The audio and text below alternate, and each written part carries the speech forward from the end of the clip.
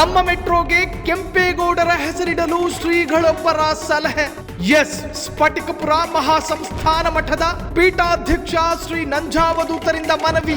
ತುಮಕೂರು ಜಿಲ್ಲೆ ಶಿರಾ ತಾಲೂಕಿನ ಪಟ್ಟನಾಯಕನಹಳ್ಳಿಯಲ್ಲಿ ಶ್ರೀಗಳ ಹೇಳಿಕೆ. ಹೌದು, ಕೆಂಪೇಗೌಡರ ಸಂಸ್ಥಾನ ದಿನವನ್ನ ಬೆಂಗಳೂರು ಹಬ್ಬವಾಗಿ ಆಚರಿಸಬೇಕು ಎಂದು ಕೂಡ ಮನವಿ. ಇದು ಕೂಡ ಸ್ಫಟಿಕಪುರ ಮಹಾಸಂಸ್ಥಾನ ಮಠದ ಪೀಠಾಧ್ಯಕ್ಷ ಶ್ರೀ ನಂಜಾವಧೂತರಿಂದ ಮನವಿ. ಜೊತೆಗೆ LKGಯಿಂದ ಪದವಿವರೆಗೂ ಕೂಡ ಕೆಂಪೇಗೌಡರ ಜೀವನ ಚರಿತ್ರೆಯ ಪಠ್ಯ ಪುಸ್ತಕಗಳನ್ನು ಮುದ್ರಿಸಬೇಕು ಎನ್ನುವಂತಹ ಮನವಿ.